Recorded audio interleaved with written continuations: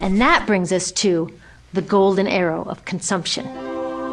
This is the heart of the system, the engine that drives it. It is so important that protecting this arrow has become the top priority for both of these guys.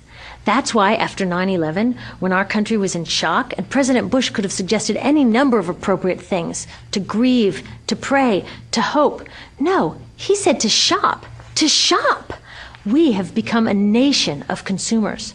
Our primary identity has become that of being consumers, not mothers, teachers, farmers, but consumers. The primary way that our value is measured and demonstrated is by how much we contribute to this arrow, how much we consume. And do we? We shop and shop and shop, keep the materials flowing, and flow they do. Guess what percentage of total materials flow through this system is still in product or use 6 months after their date of sale in North America? 50%? 20? No, 1%. 1. In other words, 99% of the stuff we harvest, mine, process, transport, 99% of the stuff we run through this system is trashed within 6 months. Now, how can we run a planet with that level of materials throughput? It wasn't always like this. The average U.S. person now consumes twice as much as they did 50 years ago. Ask your grandma.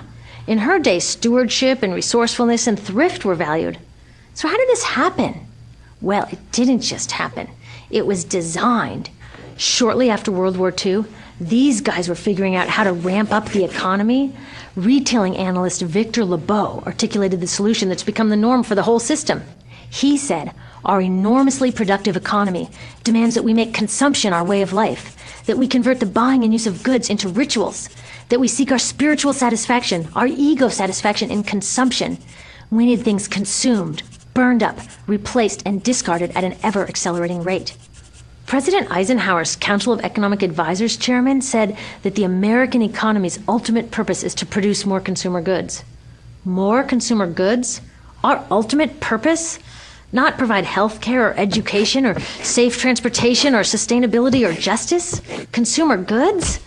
How did they get us to jump on board this program so enthusiastically? Well, two of their most effective strategies are planned obsolescence and perceived obsolescence. Planned obsolescence is another word for designed for the dump. It means they actually make stuff to be useless as quickly as possible, so we'll chuck it and buy a new one. It's obvious with things like plastic bags and coffee cups, but now it's even big stuff. Mops, DVDs, cameras, barbecues even, everything. Even computers. Have you noticed that when you buy a computer now, the technology is changing so fast that in just a couple of years, it's actually an impediment to communication? I was curious about this, so I opened up a big desktop computer to see what was inside. And I found out that the piece that changes each year is just a tiny little piece in the corner. But you can't just change that one piece because each new version is a different shape. So you gotta chuck the whole thing and buy a new one. So I was reading industrial design journals from the 1950s when planned obsolescence was really catching on. These designers are so open about it. They actually discuss how fast can they make stuff break that still leaves the consumer having enough faith in the product to go out and buy another one. It was so intentional. But stuff cannot break fast enough to keep this arrow afloat. So there's also perceived obsolescence. Now, perceived obsolescence convinces us to throw away stuff that is still perfectly useful. How do they do that?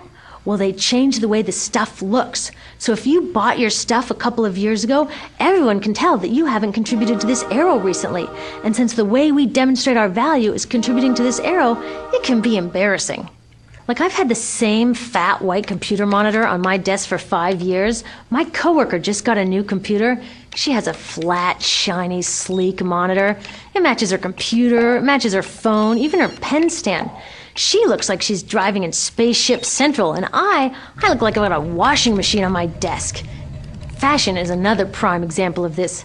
Have you ever wondered why women's shoe heels go from fat one year to skinny the next to fat to skinny? It's not because there's some debate about which heel structure is the most healthy for women's feet. It's because wearing fat heels in a skinny heel year shows everybody that you haven't contributed to that arrow as recently, so you're not as valuable as that person in skinny heels next to you, or more likely in some ad. It's to keep us buying new shoes. Advertisements and media in general plays a big role in this. Each of us in the U.S. is targeted with over 3,000 advertisements a day. We see more advertisements in 1 year than people 50 years ago saw in a lifetime.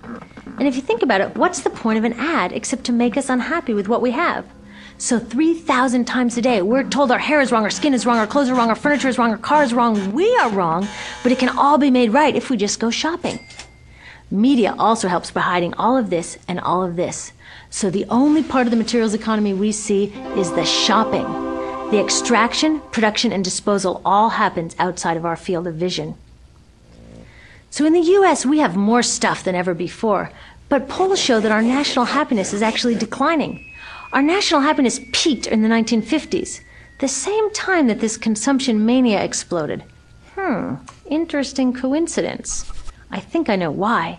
We have more stuff, but we have less time for the things that really make us happy. Friends, family, leisure time. We're working harder than ever. Some analysts say we have less leisure time than any time since feudal society. And do you know what the two main activities are that we do with the scant leisure time we have? Watch TV and shop. In the U.S., we spend 3 to 4 times as many hours shopping as our counterparts in Europe do. So we're in this ridiculous situation where we go to work, maybe 2 jobs even, and we come home and we're exhausted. So we plop down on our new couch and watch TV, and the commercials tell us you suck. So you got to go to the mall to buy something to feel better, and then you got to go to work more to pay for the stuff you just bought. So you come home and you're more tired, so you sit down and you watch more TV, and it tells you to go to the mall again, and we're on this crazy work, watch, spend treadmill, and we could just stop.